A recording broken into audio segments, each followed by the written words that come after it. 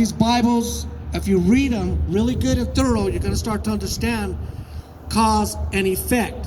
What you do, the effect what happens in the future. And not just for you, for generations to come. And that's why it's important that you understand what you're doing, so you can start having a ripple effect for the generations to come in your household. You start off with number one. That way we could all be like Lot. And we could all be married. We could all have children. And we could all be blessed. It is just not given, it is earned. It is something that you have to earn, and it's not hard to be good. You have the little angel and the little devil on your shoulder. Every day, just do it. Do it. They're pulling a Nike on you. Just do it. But it's not basketball.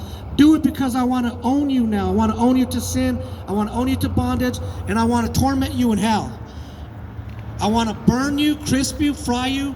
And there's no resurrection, no coming back. That's how. That's what my brother Jake was trying to talk about earlier. Now, if you want to get into the good things, the angel on your shoulder, let's talk about that. Because that's when you turn the other way. And now we're going to get into this. So, Sodom and Gomorrah chapter 19, you had Lot. When the night came, freaks came out at night, they came. They came deep. They're banging on the door. And they're banging and banging. And two men came before that. Let us in, let us in. They want to rape Lot.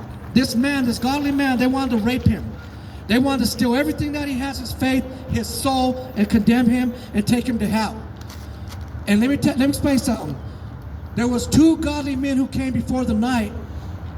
All of the whole, I guess my neighbors, I would say my neighbors, I would say my little city, everybody just came and they said, we want those two men. They're shining bright, they don't belong here. But we want them. They just didn't want them, they wanted to have sex with them, which is intercourse.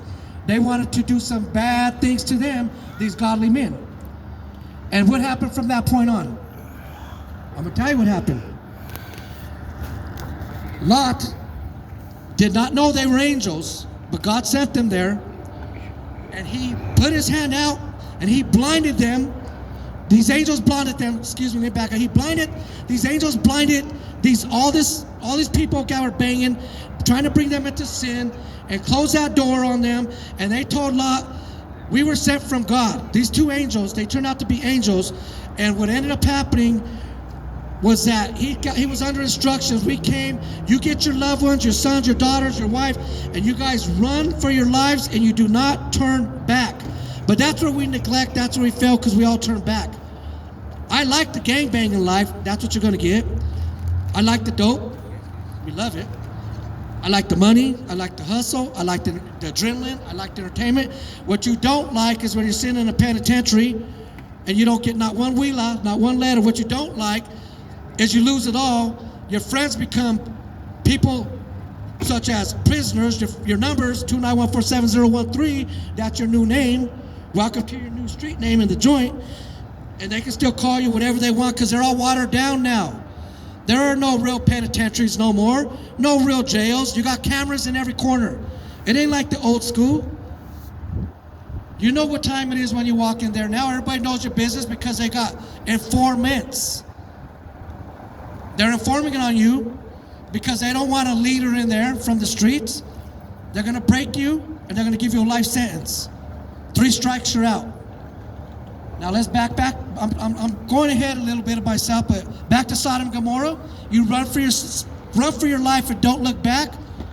It was even his wife who looked back because she did not have the faith, what we don't have when we're under instructions from God, not to look back. We look back on our past. We look back at the girlfriends. We look back at the dope game, back on the homies, back on everybody, because you were somebody in sin. But the sin that you were somebody brought you to nothing, to nobody, and to be nothing. Pretty much, let me explain something.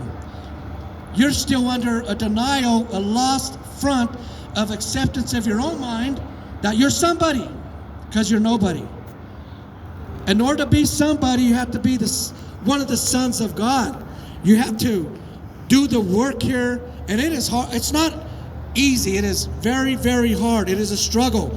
But through this, the need on this, what is it? The thread through the needle, the eye. You can do this, and your reward comes out. Everyone thinks they're chosen because, oh, I believe. That's more than believing. It is work. It is saying no.